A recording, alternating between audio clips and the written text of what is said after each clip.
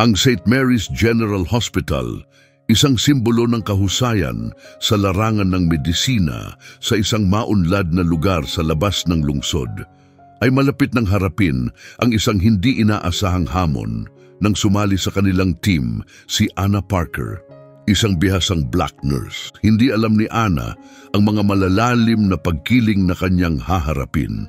Habang unti-unting tumitindi ang tensyon at lumalaganap ang mga sigalot, tahimik na nagmamasid mula sa kanyang kama ang isang pasyenteng nagngangalang Thomas Müller. Ngunit si Ginoong Müller ay hindi pangkaraniwang pasyente at ang kanyang presensya ay malapit ng magdala ng pagbabago. Ano kaya ang lihim na impluwensyang taglay ng misteryosong taong ito? Paano maaaring magbunga ng malaking pagbabago ang personal na laban ni Anna sa loob ng ospital? Tuklasin natin ang kwento at alamin ang sagot. Bago tayo magsimula, ibahagi sa mga komento kung saan kayo nanonood ngayon. Kung mahilig kayo sa mga kwento na puno ng mga hindi inaasahang tagpo at katarungan, huwag kalimutang mag-subscribe. Ang mga makikinis na pasilyo ng St. Mary's General Hospital ay kumikislap sa ilalim ng matitingkad na ilaw mula sa fluorescent lamps habang unang pumasok si Anna Parker.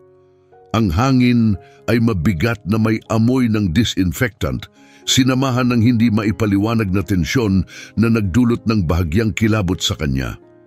Pilit niyang nilunok ang kaba, iniangat ang kanyang balikat at inihanda ang sarili upang magbigay ng magandang impresyon. Habang papalapit siya sa nurses' station, biglang tumahimik ang maingay na paligid. Ang mga pag-uusap ay naging pabulong at ang mga tingin ay mabilis na iniwasan na parang bawal makipagtitigan sa kanya. Isang pamilyar na pakiramdam ng kalungkutan ang bumalot kay Anna, ngunit pinilit niyang itago ito, pinalakas ang loob sa gitna ng hindi komportabling sitwasyon. "Excuse me," sabi niya, mahinahon ngunit puno ng determinasyon sa kabila ng bigat ng nararamdaman. "Ako si Anna Parker, ang bagong nurse. Pwede bang ituro niyo kung nasaan ang opisina ng head nurse?"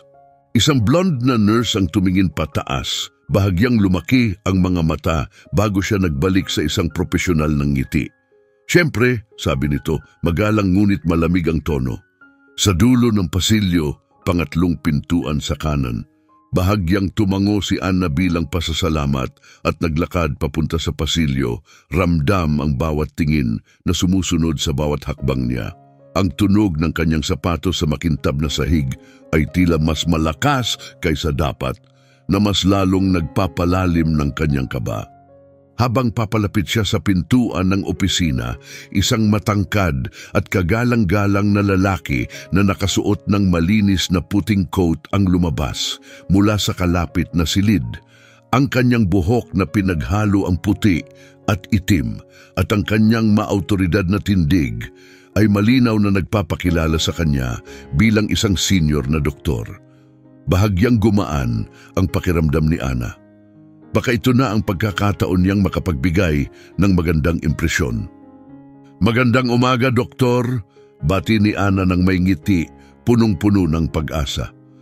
"Ako si Anna Parker, ang bagong nurse na magsisimula ngayon. Isang karangalan po kayong makilala." Matalim na sinuri ng doktor ang kabuuan ni Anna mula ulo hanggang paa gamit ang kanyang malabakal na kulay abong mga mata. Walang anumang ekspresyon ang kanyang mukha. "Dr. Leclerc," maikli niyang sinabi, "tiwala akong naipaliwanag na ng maigi sa iyo ang aming mga patakaran." Bahagya pa lang bubuksan ni Anna ang kanyang bibig upang sumagot ng muling nagsalita si Dr. Leclerc. Ang tono nito'y matigas at tiyak. "Napakataas ng mga pamantayan namin dito sa St. Mary's. Umaasa akong handa kang tugunan ang mga ito." Hindi na siya hinintay pang magsalita at diretsyong lumakad palayo, iniwang mag-isa si Anna sa pasilyo. Ang kanyang dating masiglang ngiti ay unti-unting nawala habang dahan-dahang bumaba ang kanyang nakalahad na kamay sa kanyang tagiliran. Ramdam ang bigat ng pagkabigo na bumuo sa kanyang dibdib.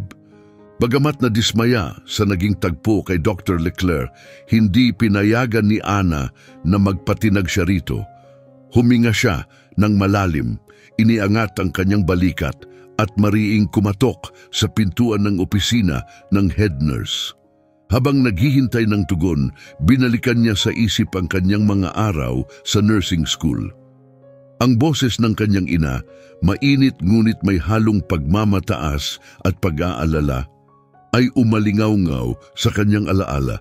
"Anak," sabi ng kanyang ina, "kailangan mong magsikap ng doble kaysa sa iba, pero huwag mo kailanman ipakita ang iyong kahinaan. Galing ka sa lahi ng matatapang na kababaihan at ang lakas na iyon ay nasa iyo rin." Naalala ni Ana ang mga gabing ginugol niya sa pag-aaral ng mga libro, ang dagdag na oras na ibinuhos niya sa laboratorio at ang palaging presyur na patunayan ng sarili. Naalala rin niya ang mga palihim na pagbabaliwala ng ilang propesor, ang mga kunot-noong tingin kapag mataas ang kanyang marka, at ang mga bulong ng kanyang mga kaklase na pinagdududahan ang kanyang lugar doon. Ngunit sa kabila ng lahat ng hamon, nagpatuloy si Ana. Nagtapos siya bilang nangunguna sa kanyang klase. Ang kanyang matatag na determinasyon ay tahimik na sumagot sa kanyang pinakamahigpit na mga kritiko. Ngayon, habang nakatayo siya sa tahimik at steril na pasilyo ng St. Mary's, ang mga alaala niyang iyon ang nagpatibay sa kanyang loob. Naharap na niya ang kahirapan noon at muli niya itong haharapin. Biglang bumukas ang pintuan at lumitaw ang isang babaeng nasa kalagitnaan ng edad na may seryosong anyo at matatalas na mga mata. "Miss Parker, tama ba?" tanong ng babae, matalas ang tono. "Pumasok ka. Marami tayong dapat pag-usapan at inaasahan kong makakasabay ka." Pumasok si Ana, tahimik na sumunod sa head nurse patungo sa opisina. Ngunit kahit na naghahanda siyang suungin ang mga hamon ng kanyang bagong trabaho, hindi niya maalis ang pakiramdam na higit pa ito sa isang simpleng tungkulin. Ang atmosfera sa ospital ay may daladalang hindi maipaliwanag na tensyon, tila isang bagyong nagkukubli sa likod ng magagalang na ngiti at klinikal na kaayusan. Hindi pa alam ni Ana na ang kanyang presensya ang magiging simula ng pagbabago sa St. Mary's. Malapit na niyang harapin ang mga malalalim na pagkiling na nakatanim sa makintab nitong mga pader at magpapasimula ng mga pangyayaring maglalantad sa nakalalasong katotohanang nakakubli sa kagalang-galang nitong reputasyon. Ang unang araw ni Ana sa ospital ay puno ng oryentasyon, pagpapakilala at tambak ng papeles. Habang naglalakad siya sa mga pasilyo, napansin niya ang mga banayad na palatandaan ng pag-aalis. Sa tuwing dadaan siya, biglang tatahimik ang mga usapan at muling magpapatuloy sa mga pabulong pagkatapos niyang makalampas. Ang kanyang mga pagsisikap na makipag-usap sa ibang mga nurse ay sinuklian ng magagalang, ngunit malamig na mga sagot, dahilan upang maramdaman niyang para siyang dayuhan sa lugar na dapat sanay nagtutulungan.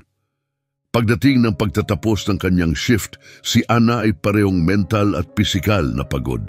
Habang kinukuha niya ang kanyang mga gamit mula sa locker, narinig niya ang pira-pirasong usapan mula sa dalawang nurse na nasa sulok. "Napansin mo ba yung bagong nurse?" bulong ng isa. "Oo, hindi ko alam kung anong iniisip nila nang kunin siya," sagot ng isa pa. "Hindi naman talaga ito ang lugar para sa alam mo na." Huminto ang kamay ni Ana sa kanyang locker at biglang bumagsak ang kanyang damdamin.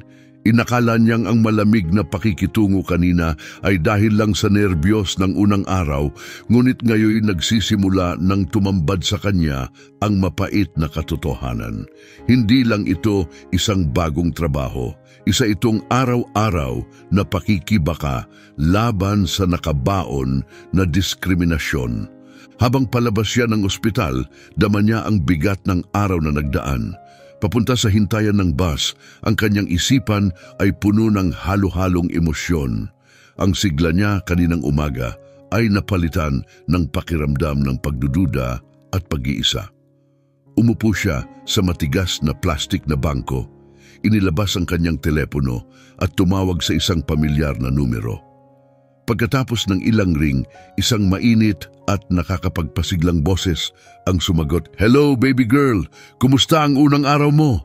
Narinig pa lang ang boses ng kanyang ina, naramdaman na ni Ana ang pagbuo ng luha sa kanyang mga mata. Huminga siya ng malalim, pilit na pinipigilan ang umiyak sa publiko. "Mahirap, mama," bulong niya. Saglit na katahimikan ang sumunod bago muling nagsalita ang kanyang ina, puno ng pag-unawa at katatagan ang tinig. "Anna Marie Parker, makinig ka. Pinaghirapan mo to ng sobra para hayaan mong kahit sino ay iparamdam sa iyo na mababa ka. Alalahanin mo kung sino ka at kung saan ka nanggaling. Nandyan ka, hindi lang para sa sarili mo. Ikaw ang kumakatawan sa bawat batang black na nangangarap na makalakad sa mga pasilyong yan." Pumikit si Ana, pilit iniintindi ang makapangyarihang mga salita ng kanyang ina. "Alam ko, mama, hindi ko lang inakala na ganito kahirap. Walang bagay na mahalaga ang madali, anak," matatag na sagot ng kanyang ina. "Pero dala mo ang lakas ng mga henerasyon bago ka. Itaas mo ang iyong ulo, magpakahusay sa trabaho ng higit pa sa iba at huwag mong ipakitang nasusugatan ka. Naiintindihan mo ba?" "Oo, mama," sagot ni Ana, puno ng muling sigla ang kanyang tinig. "Naririnig ko kayo." Matapos ibaba ang telepono, napansin ni Ana ang isang makintab na itim na Mercedes na unti-unting bumagal habang papalapit sa hintayan ng bus. Sa likod ng tinted nitong bintana, saglit niyang nakontak ang mga mata ni Dr. Leclerc bago muling bumilis ang sasakyan at umalis. Itinuwid ni Ana ang kanyang likod, muling naririnig sa isip ang nakapagpapalakas na mga salita ng kanyang ina. Alam niyang mahirap ang kanyang haharapin, ngunit hindi siya mag-isa. Sa suporta ng kanyang pamilya at sa sarili niyang hindi matinag na determinasyon, naramdaman niyang handa siya sa anumang pagsubok na dadalhin ng St. Mary's. Habang dumating ang bus, tumayo si Ana, buo ang loob para sa susunod na araw. Hindi niya alam na ang kanyang presensya sa ospital ay magiging simula ng malaking pagbabago. Ang kanyang simpleng pag-iral sa St. Mary's ay unti-unting maglalantad ng malalalim na pagkiling at hihingi ng matagal ng nararapat na pagbabago sa kultura ng lugar. Sa mga sumunod na linggo, ang atmosfera sa St. Mary's General Hospital ay parang pasabog na unti-unting umuusok sa tensyon. Ang unang malamig na pakikitungo na naramdaman ni Ana ay nagbago sa mas banayad, ngunit mas laganap na pag-aalis. Sa kanyang mga umaga ng pag-ikot, kapansin-pansin ang malaking pagkakaiba ng pakikitungo sa kanya kumpara sa kanyang mga puting kasamahan. Lalo na si Dr. William Leclerc na tila natutuwa sa pagtutok ng pansin sa bawat maliit na kamalian sa kabila ng masusing pagsisikap ni Ana. "Nurse Parker," anunsyo ni Dr. Leclerc isang umaga, ang kanyang boses ay umalingaw-ngaw sa abalang nurses station. "Tiwala akong pamilyar ka na sa aming mga patakaran. Hindi natin kayang magkamali." Ang paraan ng kanyang pagbibigay diin sa salitang magkamali ay nagdala ng malamig na pakiramdam kay Ana. Ngunit tumugon siya ng may matatag na tingin, hindi nagpapakita ng takot. "Siyempre, Dr. Leclerc, lubos kong kilala ang lahat ng patakaran ng ospital," sagot niya ng buong kumpiyansa. Tumaas ang kilay ni Dr. Leclerc at bahagyang umikot ang kanyang labi sa isang mapangutyang ngiti. "Makikita natin, hindi ba? Sana ay naintindihan mo ang lahat ng kailangan dito." Ang kanyang tono ay puno ng hindi maitagong paghamak na hindi nakalampas kay Ana o sa iba pang mga nurse na nagkunwaring abala habang tahimik na nakikinig. Habang lumalakad si Dr. Leclerc palayo, ramdam ni Ana ang bigat ng mga hindi sinasabing paghuhusga na bumabalot sa kanya. Sa pag-usad ng araw, napansin ni Ana na siya ang laging naaatasan ng mga pinakamabigat at hindi kanais-nais na gawain, habang ang kanyang mga puting kasamahan ay humahawak ng mas simple at mas maayos na mga kaso. Paulit-ulit siyang ina-assign sa mga pinakamahirap na pasyente at komplikadong mga gawain. Ana, maaari mo bang asikasuhin si G. Ferrari sa room 305? Tanong ng isang nurse. Ang tono nito'y labis na matamis. Medyo naging mahirap siya ngayon. Tumango si Ana ng bahagya. Alam na ang paglalarawan kay G. Ferrari bilang mahirap ay hindi sapat upang ilarawan ang sitwasyon. Kilala na si G. Ferrari sa kanyang mga rasistang pag-uugali na nakapagpaiyak na ng 2 nurse sa linggong iyon. Gayunpaman, hinarap ni Ana ang kanyang tungkulin ng may hindi matinag na profesionalismo, determinado na patunayan ang kanyang kakayahan. Pagpasok niya sa silid ni G. Ferrari, inihanda niya ang sarili para sa inaasahang pag-uulan ng masasakit na salita. "Anong ginagawa mo dito?" sigaw ni G. Ferrari nang makita siya. Sinabi ko na sa kanila, ayoko ng nurse na may kulay na humahawak sa akin.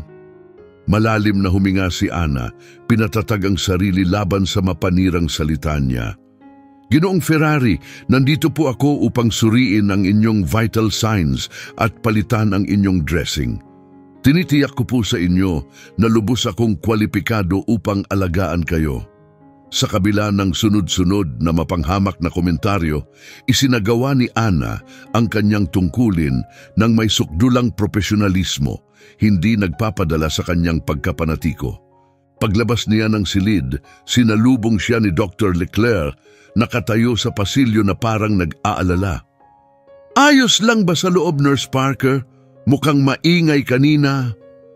Diretsong tumingin si Ana sa kanya. "Maayos naman po si G. Ferrari at napalitan ko na ang kanyang dressing. May iba pa ba kayong kailangan mula sa akin, Dr. Leclerc?" Saglit na kumurap si Dr. Leclerc, halatang nagulat, ngunit agad din itong natakpan ng kanyang karaniwang mapagmataas na anyo. "Umaasa akong mapapanatili mo ang kalmadong yan habang tinutugunan ang lahat ng mga pasyente," aniya, ang tono'y may bahid ng pahiwatig. "Gagawin ko po ang lahat ng aking makakaya, Doktor," sagot ni Ana ng kalmado ngunit matatag. Habang patuloy ang kanyang araw, naramdaman ni Ana ang bigat ng responsibilidad na kanyang dala.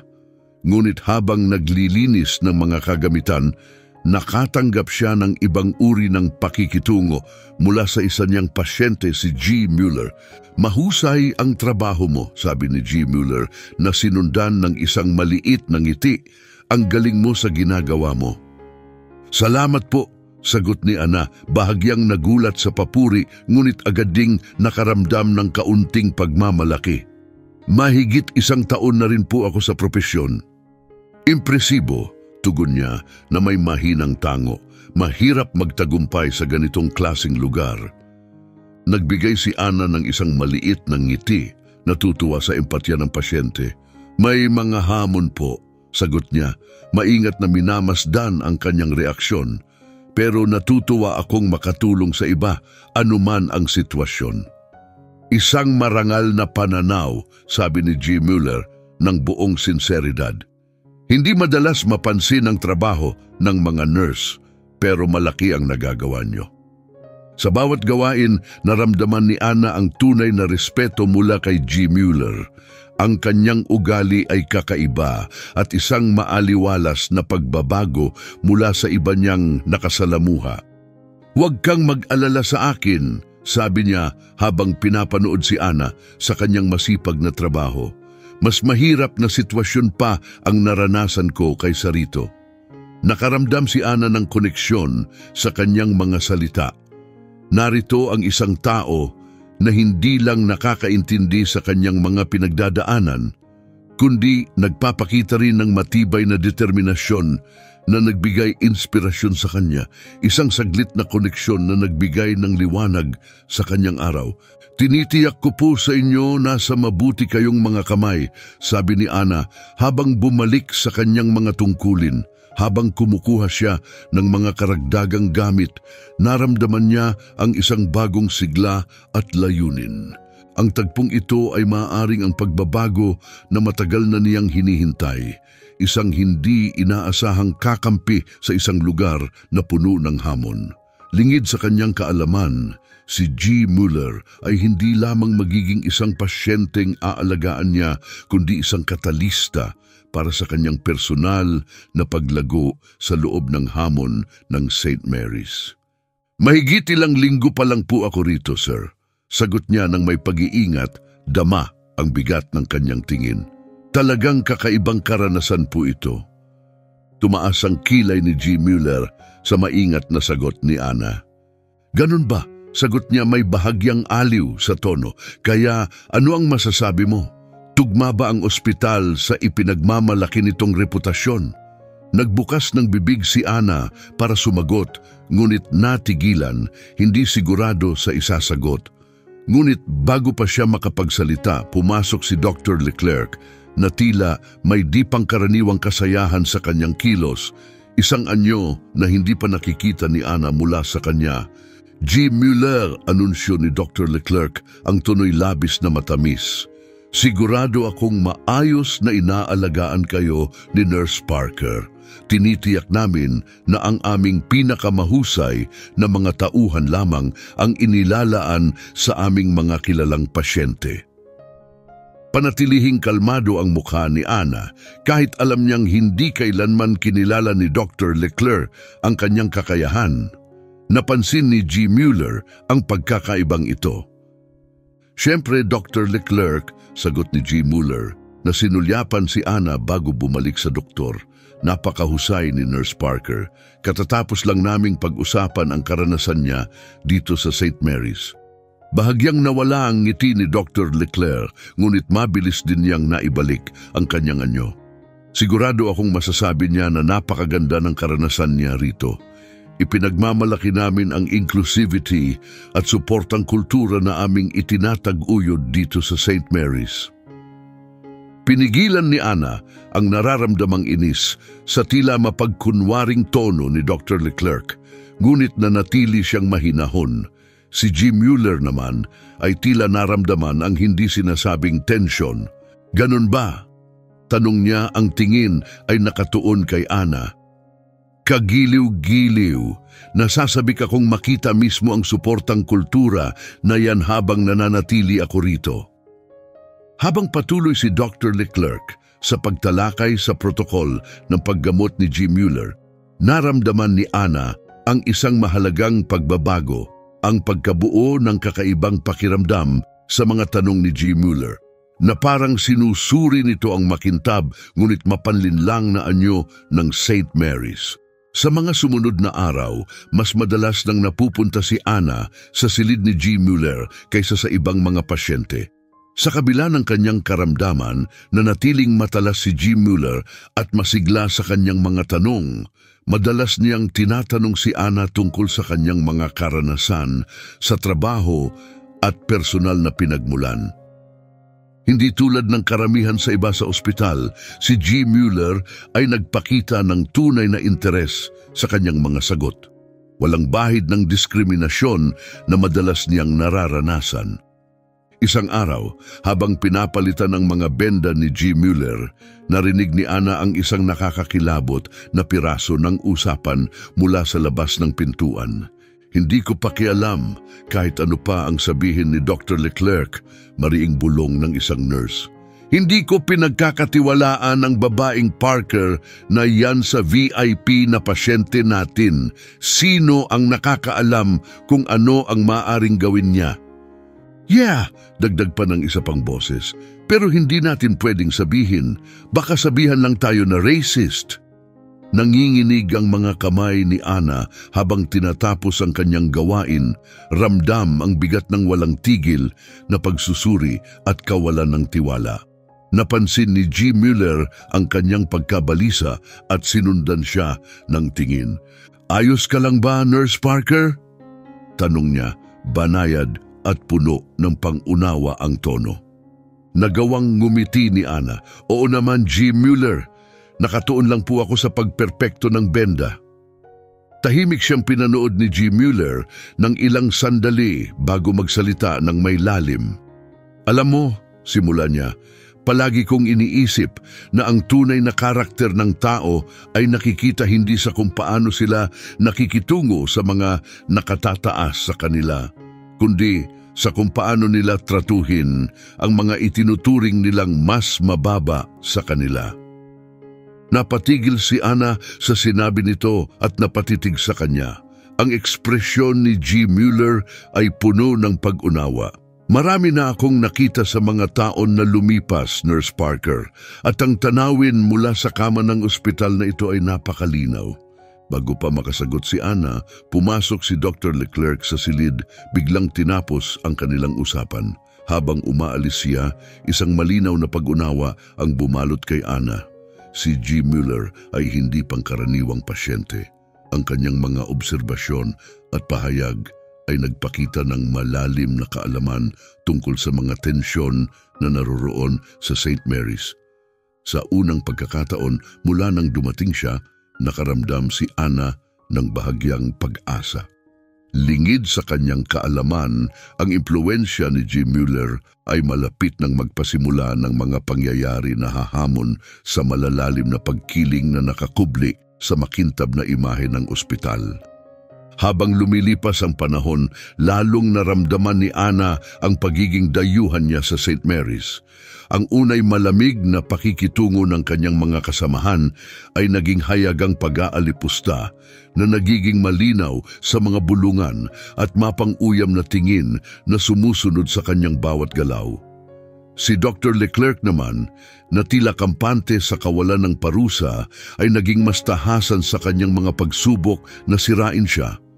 Isang umaga, habang inaayos ni Ana ang mga chart ng pasyente sa nurses station, lumapit si Dr. Leclerc. May dalang mga file. "Nurse Parker," nagsimula si Dr. Leclerc na may peke at pakunwaring malasakit, "kailangan ng pansin mo ang mga kasong ito ngayon. Medyo komplikado ang mga ito. Sigurado akong kaya mo, hindi ba?"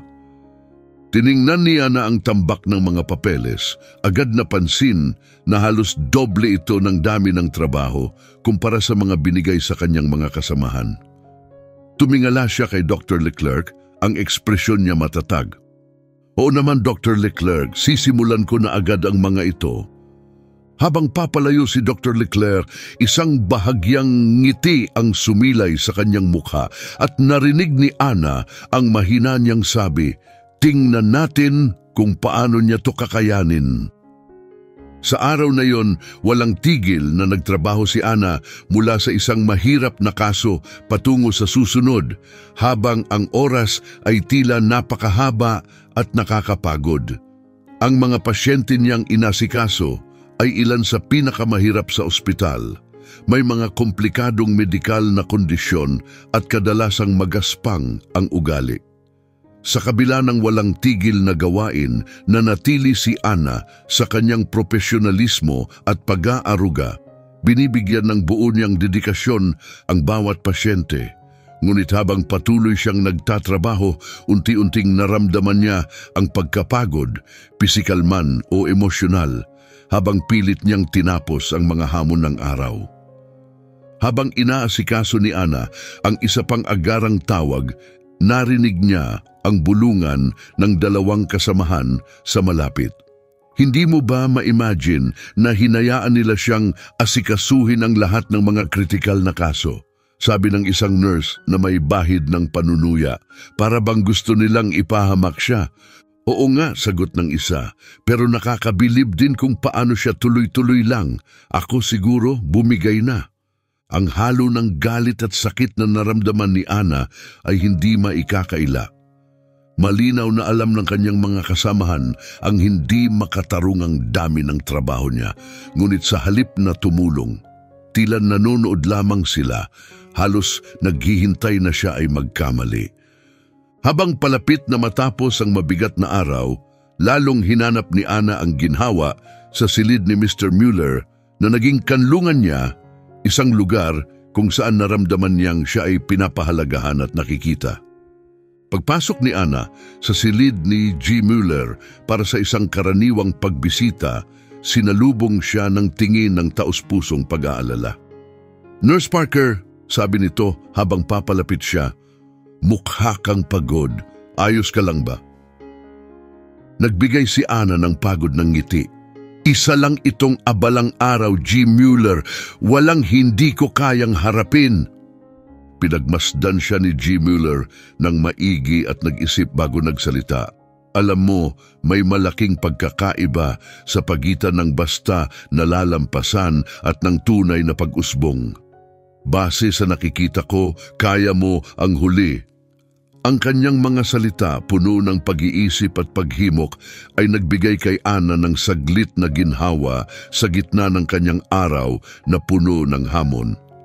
Bagamat mabait ang mga sinabi niya, pinakita rin nito ang malinaw na pagkakaiba ng pakikitungo ni G. Mueller sa kanya kumpara sa iba pang staff ng ospital. Naramdaman ni Ana ang bigat sa kanyang dibdib habang unti-unting nararamdaman ng kalungkutan dulot ng pag-iisa. "Salamat, G. Mueller," mahina niyang sagot. "Ang pasasalamat ay may halong lungkot. Malaking bagay ang kabaitan mo." Habang papalabas na siya ng silid, tinawag siya ni G. Mueller. Ang tono nito'y mapag-utos, ngunit banayad. "Nurse Parker, tandaan mo, minsan ang pinakamalaking lakas ay nasa kakayahan nating magsalita kung kinakailangan."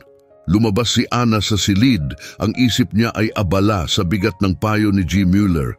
Pagbalik niya sa nurse's station, ramdam niya ang lumalaking kaba, isang pakiramdam na may malaking mangyayari. Hindi niya alam na ang mga pangyayari ay unti-unting nagkakaugnay upang subukin ang kanyang tibay at ihanda siya sa isang mahalagang harapang matagal nang umuusbong mula nang dumating siya sa St. Mary's.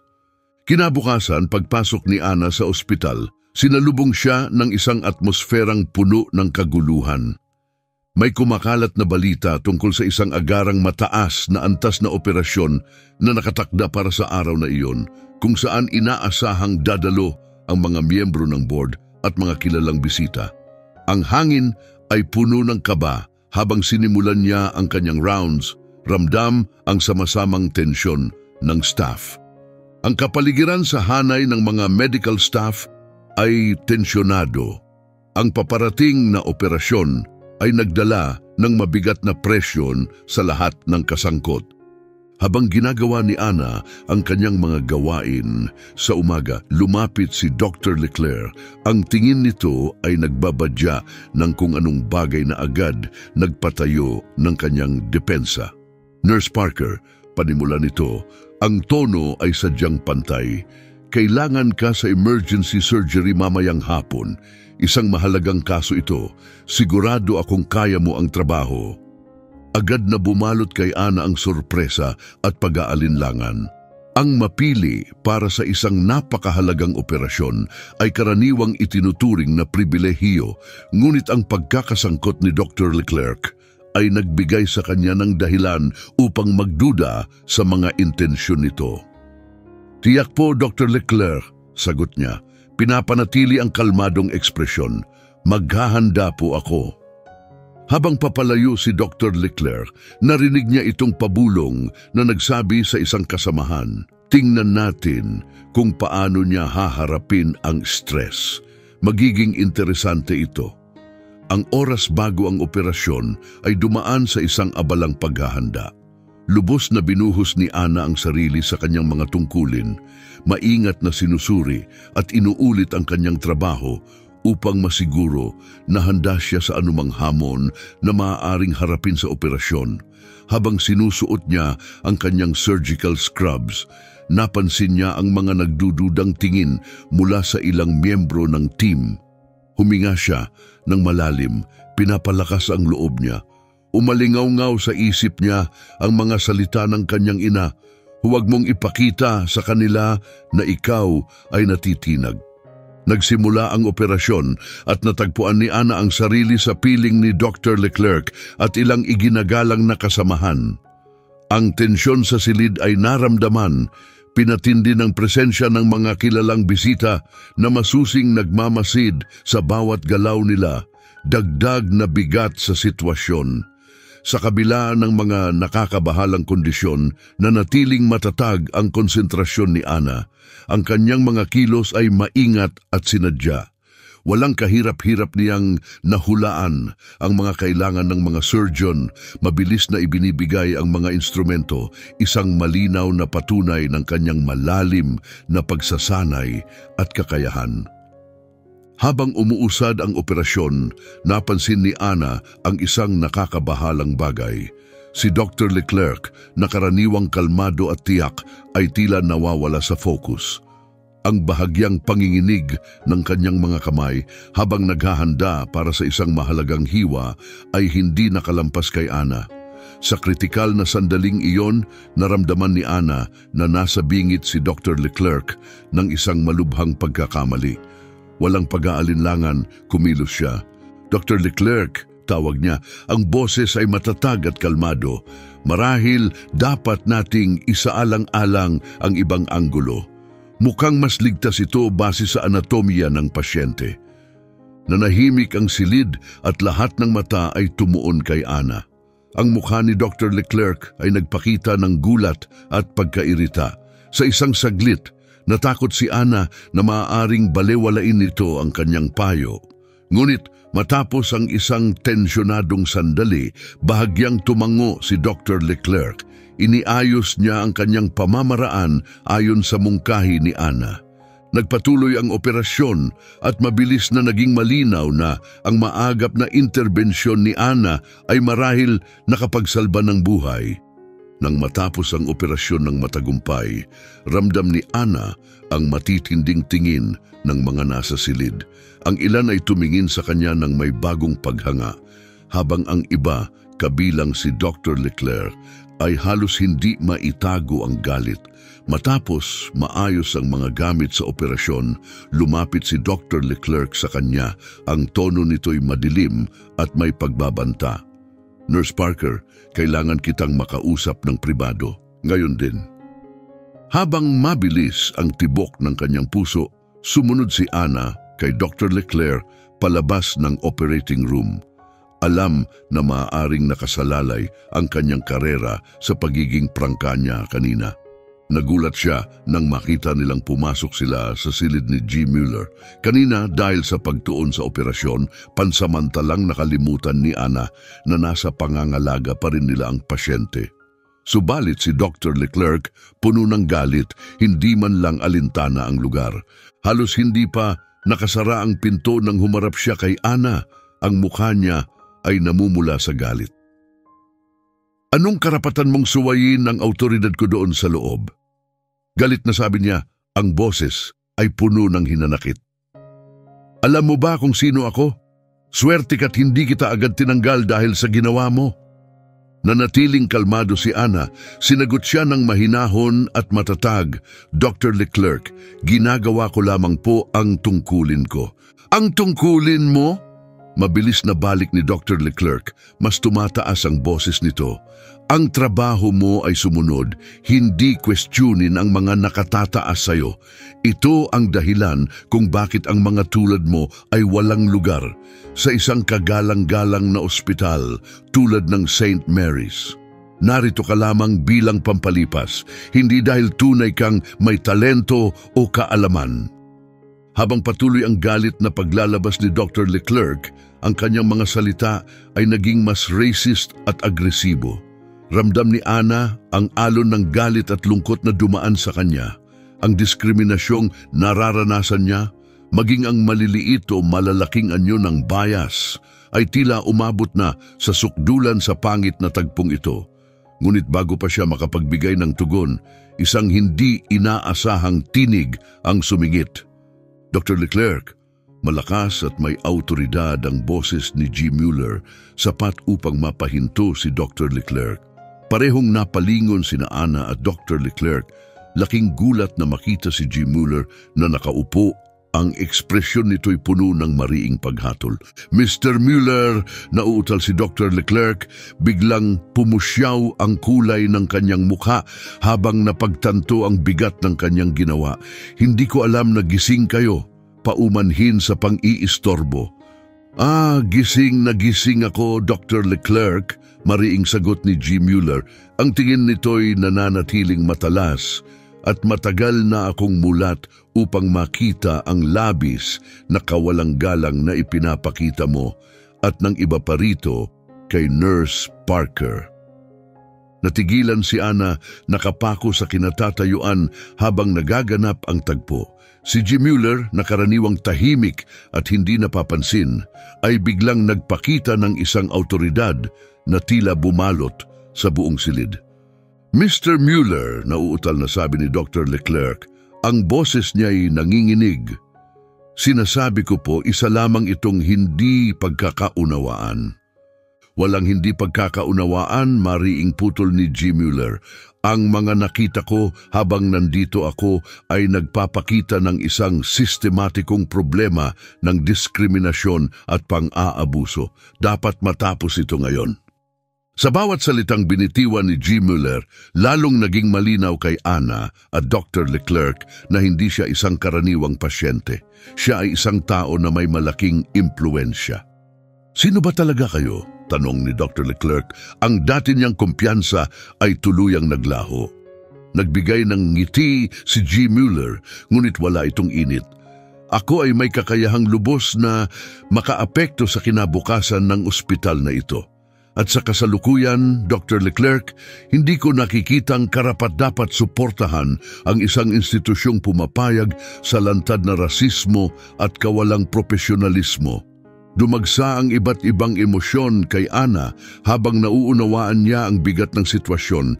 Ginhawa na sa wakas ay may nagkilala sa hindi patas na pagtrato sa kanya, galit sa mga naranasan niyang kawalang katarungan, at isang bagong pag-asa na maaring magdala ito ng tunay na pagbabago. Hindi nila alam, ang konfrontasyong ito ay magiging simula ng isang serye ng mga pangyayaring yayanig sa pundasyon ng St. Mary's General Hospital. Ilalantad ang malalim na nakaugat na mga bias at maghahatid ng overdue na pagtutuos. Lalong bumigat ang atmosfera sa loob ng silid ni G. Mueller matapos niyang sabihin ang kanyang pahayag. Si Dr. Leclerc, na ngayoy maputla at halatang hindi mapakali, ay pilit na kinakalma ang sarili. Nanatili namang tahimik si Ana. Ang kanyang isip ay puno ng magulong kaisipan dahil sa mga biglang pangyayari. Si G. Mueller, na nakaupo ng tuwid at may awtoridad, ay hindi inaalis ang matalas na tingin kay Dr. Leclerc. Marahil panahon na para talakayin natin ang umiiral na kultura sa ospital na ito, hindi ba? Bago pa makapagsalita si Dr. Leclerc, isang katok ang pumigil sa tensyonadong eksena. Isang nurse na halatang balisa ang sumilip sa pintuan. Dr. Leclerc, kailangan kang makita agad ng hospital administrator. Urhente po. Nag-angat ang tingin si Dr. Leclerc mula kay G. Mueller patungo sa nurse, halatang naguguluhan. Sa huli, tumango siya ng mahigpit. Ipagpapatuloy natin ang usapan natin mamaya, Mr. Mueller. Nurse Parker, maaari ka nang umalis. Mabilis na lumabas si Dr. Leclerc, iniwan si Ana sa silid kasama si G. Mueller. Bumagsak ang katahimikan, puno ng mga salitang hindi pa nila binibigkas. Miss Parker, panimula ni G. Mueller, mas malambot na ngayon ang tono niya. Sa tingin ko, panahon na para sa tamang pagpapakilala. Ako si Thomas Mueller, ang CEO ng Healthcare United. Isa sa nangungunang healthcare conglomerates sa bansa. Nanlaki ang mata ni Ana sa pagkabigla. Ang Healthcare United ay isang higante sa industriya, kilala sa malawak nitong impluensya at yaman. Bigla naging malinaw ang kahalagahan ng sinabi ni G. Mueller tungkol sa kanyang kakayahang makaapekto sa ospital. Mr. Mueller, ako... Nauutal si Ana, hindi makahanap ng tamang salita. Please, maupo ka, anyaya ni G. Mueller. Itinuro ang upuang malapit sa kanyang kama. Kailangan nating mag-usap. Sa sumunod na oras, ikinuwento ni G. Mueller na ang pagkakakonfine niya sa St. Mary's ay hindi inaasahan, resulta ng isang aksidente sa skiing. Ngunit ang kanyang pananatili roon ay nagbigay sa kanya ng malinaw na larawan ng mga seryosong problema sa sistema ng pasilidad. Dumating ako dito bilang isang pasyente, umaasang makakatanggap ng walang kapantay na atensyong medikal, ani G. Mueller. Ngunit sa halip, ang naranasan ko ay isang umiiral na kultura ng pagkiling at kawalang profesionalismo. Isang bagay na lubos na sumasalungat sa lahat ng pinanghahawakan ko bilang leader sa larangan ng healthcare. Detalyado niyang inilahad ang kanyang mga obserbasyon, ang lantad at pailalim na diskriminasyong dinanas ni Ana, ang mga microaggression na kinaharap niya at ang nakakalason na atmosfera na tila bumabalot sa ospital. Ang iyong karanasan, Nurse Parker, sa kasamaang palad ay hindi... Sandaling huminto si G. Mueller, maingat na pinipili ang kanyang mga salita. Hindi natatangi, patuloy niya, ang boses puno ng galit at determinasyon, ngunit ito ay ganap na hindi katanggap-tanggap at magtatapos ito ngayon. Habang nag-uusap sila, unti-unting gumaan ang bigat na nararamdaman ni Ana. Sa unang pagkakataon mula nang sumali siya sa St. Mary's, naramdaman niyang may tunay na nakakaintindi at nagpapahalaga sa kanya. Pinakinggan ni G. Mueller ang bawat detalye ng kanyang mga pagsubok at habang nagpapatuloy si Ana, lalo pang lumalim ang seryosong ekspresyon nito. Salamat sa iyong pagiging bukas, Nurse Parker, ani G. Mueller nang matapos ang kwento ni Ana. Ang kakayahan mong magtiis sa isang napakahirap na kapaligiran ay kahanga-hanga, ngunit panahon na para sa sistematikong pagbabago, hindi lamang para sa individual na pag-survive. Sa sandaling iyon, isang katok sa pintuan ang sumira sa kanilang pag-uusap. Pumasok ang administrator ng ospital, halatang balisa ang ekspresyon nito. G. Mueller, panimula niya, ang boses nanginginig, ipinaalam sa akin na may ilang alalahanin kaugnay sa operasyon ng aming ospital. Mangyaring maniwala kayong ang mga isyong ito ay tinutugunan namin ng may lubos na kaseryosohan. Itinaas ni G. Mueller ang isang kilay puno ng pagdududa. Talaga ba? Dahil base sa nakita ko, ang pangunahing alalahanin dito ay ang pagpapanatili ng isang lipas at may kinikilingang sistema. Halatang namutla ang administrator, malinaw na hindi handa sa diretsong kritisismo. Hindi ko sigurado kung ano ang ibig ninyong sabihin. Mayroon kaming ilang diversity programs. Hindi sapat ang mga inisyatibo lamang. Mabilis na putol ni G. Mueller, ang tono niya ay matalim. Ang kailangan ng ospital na ito ay isang fundamental na pagbabago ng kultura simula sa pinakamataas na antas. Sa mga sumunod na oras, inilatag ni G. Mueller ang kanyang mga inaasahan para sa reforma. Ipinilit niya ang isang komprehensibong audit para sa anumang diskriminasyong nagaganap sa St. Mary's, sa pilitang pagsasanay sa diversity at inclusion para sa lahat ng tauhan at isang kumpletong pagbabago sa mga pamantayan ng recruitment at promosyon ng ospital. Tungkol kay Dr. Leclerc, sabi ni G. Mueller ng matatag ang tono, hinihingi ko ang isang masusing pagsusuri sa kanyang pag-uugali. Ang kanyang mga aksyon ngayong araw ay hindi lamang di-professional. Ito ay diskriminatibo at nagdudulot ng panganib sa kaligtasan ng mga pasyente. Ang administrador na naunawaan ang bigat ng mga isyung inilabas ay tumango ng tila naguguluhan ngunit sumasang-ayon. Oo, G. Mueller, sisimulan namin agad ang mga pagbabagong ito. Habang lumilipas ang araw, kumalat ang balita tungkol sa tunay na papel ni G. Mueller at ang kanyang mga kahilingan para sa pagbabago sa St. Mary's Hospital. Ang mga pasilyo ay puno ng halo-halong damdamin, takot, pag-asa at para sa iba kaunting pag-asa. Si Ana, na sinusubukang unawain ang mga nangyari, ay biglang napansin ng marami. Ang mga kasamahang dati hindi siya pinapansin o minamaliit ay lumapit sa kanya. Ang ilan ay may paghingi ng paumanhin, ang iba ay mausisa tungkol sa mga inaasahang pagbabago. Sa pagtatapos ng kanyang shift, bumalik si Ana sa kwarto ni G. Mueller para sa huling pagbisita. Naabutan niya itong nakaupo sa kama, mukhang pagod ngunit kontento. "Nurse Parker," bati nito sa kanya ng may ngiti. "Sana ayos lang sa iyo pero iminungkahi ko ang pangalan mo para sa bagong Diversity and Inclusion Committee. Ang iyong mga karanasan at pananaw ay magiging mahalaga habang sinisikap naming baguhin ang St. Mary's." Naramdaman ni Ana ang bugso ng emosyon, pasasalamat, optimismo at isang panibagong sigla sa kanyang misyon.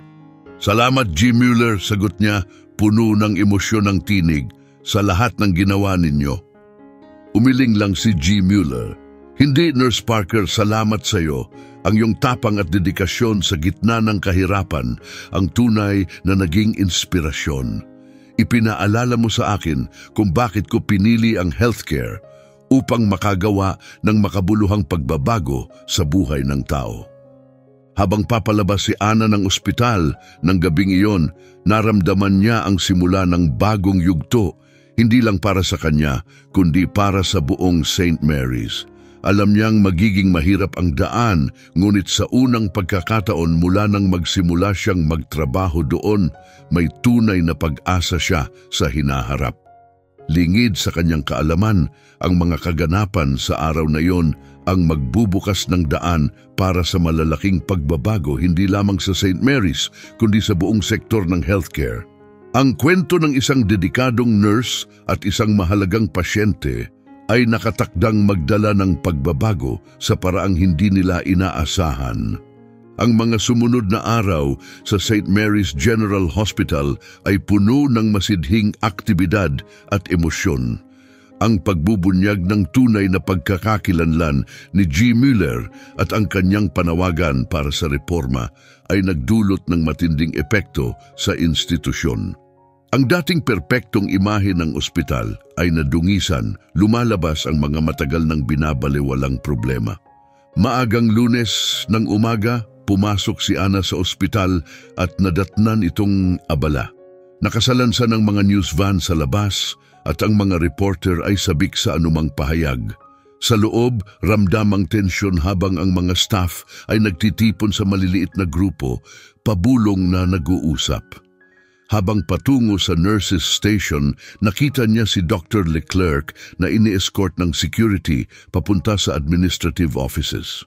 Sandaling nagtagpo ang kanilang mga mata, ang kanyang tingin ay puno ng galit at takot bago siya dinala palayo. "Ana!" Isang boses ang sumira sa kanyang iniisip.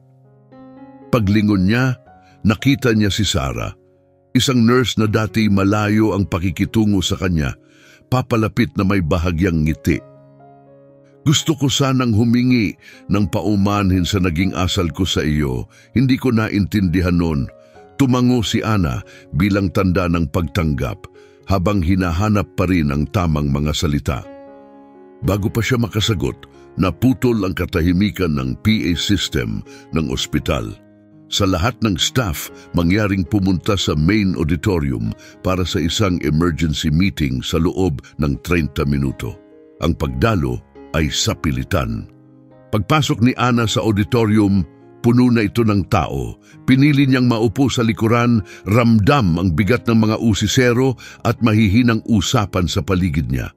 Sa harapan, si G. Mueller nakaayos sa isang malinis na suit sa kabila ng kanyang nakakast na braso ay abala sa mababang usapan kasama ang administrator ng ospital at ilang opisyal na mukhang may autoridad. Habang tumatahimik ang bulungan, lumapit si G. Mueller sa podium. Ang kanyang pagdating ay nagdulot ng pagbabago sa hangin na puno ng katahimikan ang paligid habang ang lahat ng mata ay nakatuon sa kanya. "Magandang umaga," panimula niya. Ang boses ay malinaw at makapangyarihan. Para sa mga hindi nakakakilala sa akin, ako si Thomas Mueller, CEO ng Healthcare United.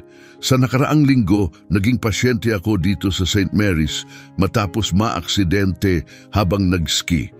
Sa panahon ng aking pananatili, nagkaroon ako ng pagkakataong masaksihan ang pang-araw-araw na operasyon at ang umiiral na kultura sa ospital na ito. Huminto siya, tumingin sa mga nakikinig na tila sinusuri ang bawat isa. Ang aking mga nasaksihan ay lubos na nakakabahala. Nakita ko ang isang kulturang puno ng diskriminasyon, pagkiling at hindi propesyonal na asal, mga bagay na hindi katanggap-tanggap sa makabagong healthcare. Habang binibigkas niya ang mga salitang ito, narinig ang mahihinang bulungan mula sa mga tao. Ang ilan ay hindi mapakali, habang ang iba ay tumango bilang pagsang-ayon. Linawin ko, dagdag ni G. Mueller, ang mga asal na nakita ko, lalo na ang paraan ng pagtrato kay Nurse Anna Parker, ay hindi mga iisang insidente lamang. Ito ay nagpapakita ng malalim na suliranin sa ating sistema na matagal na nating pinabayaan. Sa mga salitang iyon, naramdaman ni Anna ang mga mata ng lahat na napunta sa kanya. Inayos niya ang kanyang upo, hinarap ang mga kasamahan ng may mahinahong tapang. Ipinagpatuloy ni G. Mueller ang pagtatalakay sa mga agarang pagbabago. Kasama rito ang isang masusing investigasyon sa mga aksyong diskriminatibo sa pilitang pagsasanay sa diversity at inklusyon para sa lahat ng staff at isang ganap na revision ng mga proseso sa pagkuha at promosyon ng mga empleyado.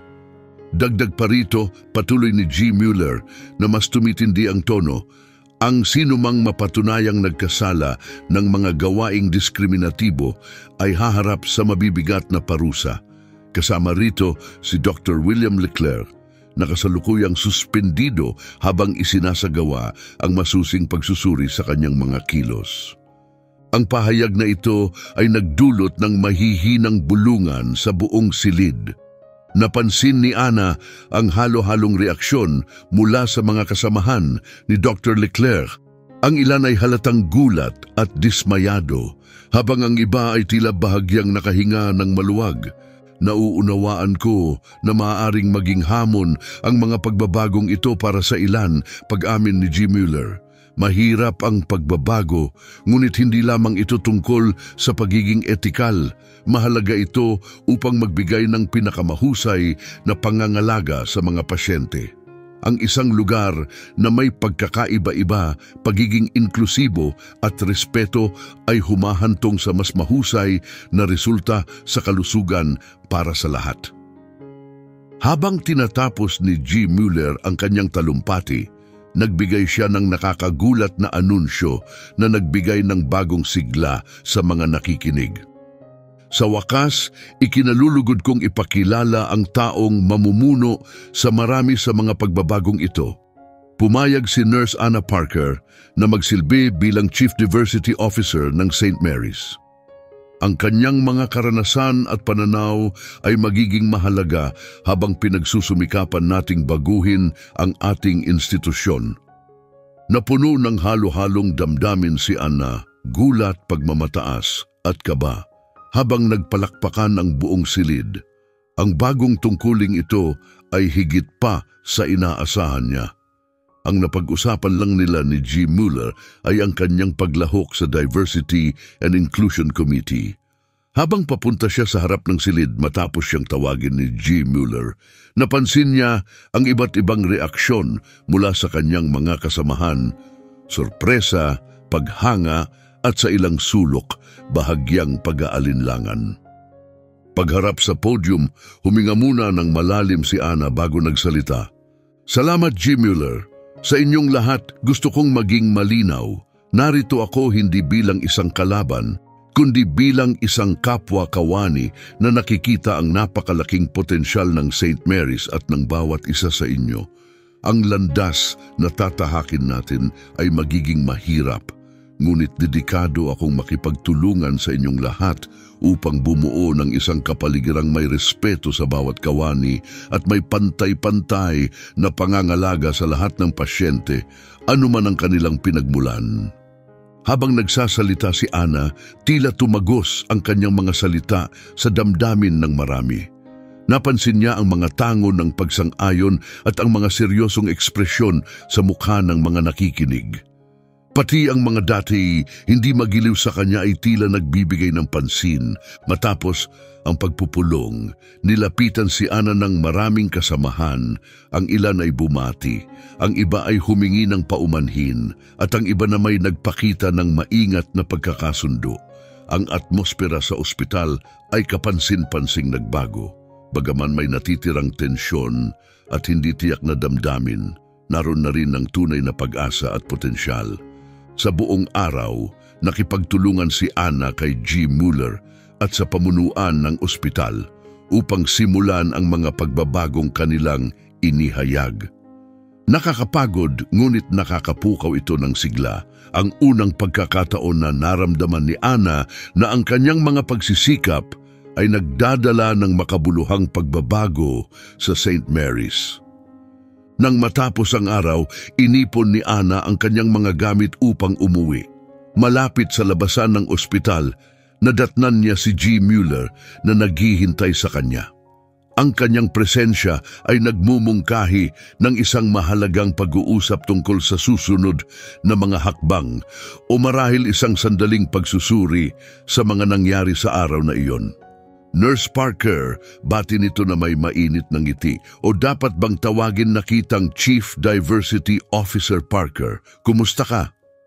May pagod ngunit masiglang pagtawa ang isinagot ni Ana. Isang malaking araw ito, G. Mueller. Hindi ko pa rin lubos maisip ang lahat. Tumango si G. Mueller na puno ng pag-unawa. Napakaraming dapat iproseso, ngunit gusto kong malaman mo na may buong tiwala ako sa iyong kakayahang pamunuan ang mga inisyatibang ito. Ang iyong tibay at integridad, lalo na sa mahihirap na sitwasyon, ay eksaktong kailangan ng St. Mary's sa panahong ito. Habang naglalakad silang dalawa palabas ng ospital, naging mas seryoso ang tono ni G. Mueller. Dapat mong malaman na ang sinisimulan natin dito sa St. Mary's ay simula pa lamang. Plano kong ipatupad ang katulad na mga reforma sa lahat ng pasilidad ng Healthcare United. Ang paglalakbay mo, Ana, ay maaring maging simula ng isang makapangyarihang pagbabago kung paano niyayakap ng healthcare sector ang diversity at inclusion. Sa harap ng laki ng hamon na nasa unahan, naramdaman ni Ana ang determinasyon na higit sa takot. Handa ako, G. Mueller, sama-sama nating maisasagawa ang makabuluhan at pangmatagalang pagbabago. Habang naglalakad palayo si Ana, pinag-isipan niya ang mabilis na mga pagbabago sa nakaraang ilang araw. Mula sa pagiging balot ng kalungkutan at halos sumuko, ngayon siya ang nangunguna sa isang kilusan na naglalayong baguhin hindi lamang ang St. Mary's, kundi pati ang mas malawak na mundo ng healthcare. Sa kanyang hinaharap ay puno ng mga balakid at pagtutol mula sa mga ayaw sa pagbabago. Ngunit nang muli niyang lingunin ang ospital, naramdaman niya ang isang alon ng panibagong lakas. Ang bagong tungkuling ito ay higit pa sa pagiging trabaho lamang. Ito'y naging kanyang misyon. Isang pagkakataon upang mapigilan ang sinumang profesional sa medisina na maranasan ang sakit na pinagdaanan niya. Sa kanyang panibagong layunin, lumabas si Ana sa gabi, handang harapin ang anumang hamon na maaaring dalhin ng susunod na araw. Ang pagbabago sa St. Mary's ay nagsisimula na. Minamarkahan ang bagong yugto sa laban para sa katarungan at pagkakapantay-pantay sa healthcare. Sa mga sumunod na buwan, sa gabay ng mga bukas na pananaw ni G. Mueller, dumaan ang St. Mary's General Hospital sa malalalim na pagbabago sa ilalim ng pamumuno ni Ana. bilang bagong Chief Diversity Officer at sa tuloy-tuloy na suporta ni G. Mueller, ang dating hindi magiliw na kapaligiran ay unti-unting natutong yakapin ang pagkakaiba-iba at respeto. Bagamat nag-umpisa ito sa maraming pag-aalinlangan, ang sapilitang pagsasanay sa diversity at inclusion ay unti-unting nagpabago sa pananaw ng mga kawani. Si Dr. Leclerc, matapos ang detalyadong investigasyon, ay tuluyang natanggal sa kanyang tungkulin na nagpapatibay sa paninindigan laban sa diskriminasyon. Habang ang pagbabago sa St. Mary's ay nagiging usap-usapan, lalong nagiging abala si Ana sa mga imbitasyon sa mga medical conference at seminar sa diversity. Eksaktong 1 taon matapos ang makasaysayang intervention ni G. Mueller, nagsalita si Ana sa harap ng isang puno ng auditorium sa isang pambansang healthcare conference. 1 taon ang nakalipas panimula ni Ana. Ako'y isang nurse na halos sumuko na.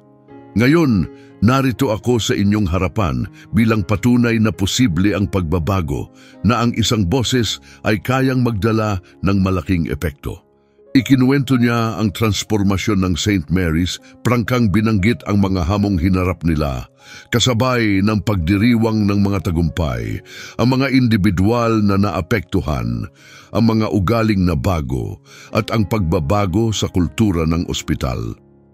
Pagkatapos ng conference, nilapitan siya ng ganap ng magaling na si G. Mueller na may mainit ng ngiti.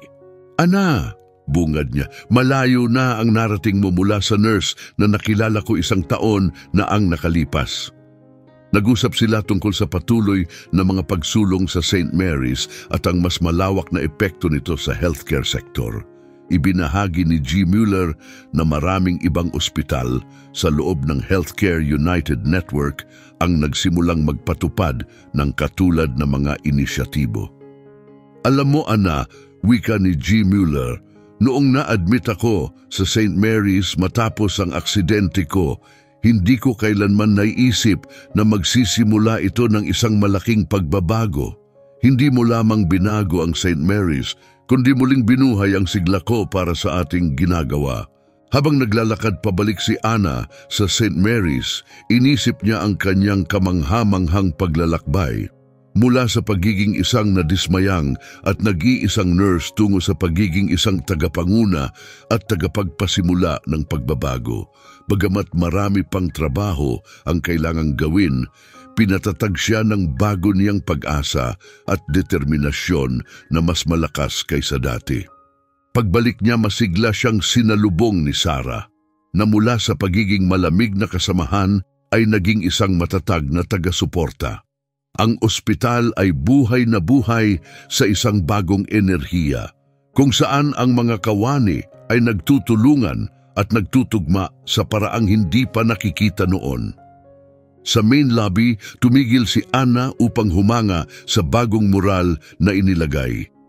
Ipinapakita nito ang isang magkakaibang grupo ng mga profesional sa healthcare na nagtutulungan. Sa ibaba nito, isang plake ang nagsasabing, "Ang pagkakaiba-iba ang ating lakas, ang pagiging inklusibo ang ating pangako, ang pakikiramay ang ating panata." Habang nauupo siya sa kanyang opisina upang harapin ang mga darating na hamon, ngumiti si Ana. Ang transformasyon sa St. Mary's ay simula pa lamang. Ang pangmatagalang gawain ng pagbabago sa mga puso, isipan at sistema ay tuluyan ng nasimulan. Handang-handa si Ana para sa lahat, dedikado sa pagtataguyod ng isang tunay na inklusibong kapaligiran sa healthcare araw-araw. Anong bahagi ng paglalakbay ni Ana ang tumatak sa iyo? Ang kanyang katatagan ba laban sa diskriminasyon o marahil ang hindi inaasahang tulong mula kay G. Mueller? Gusto kong marinig ang inyong mga saloobin sa mga komento sa ibaba. Kung naantig kayo ng kwentong ito, isaalang-alang ang pag-subscribe sa channel na ito.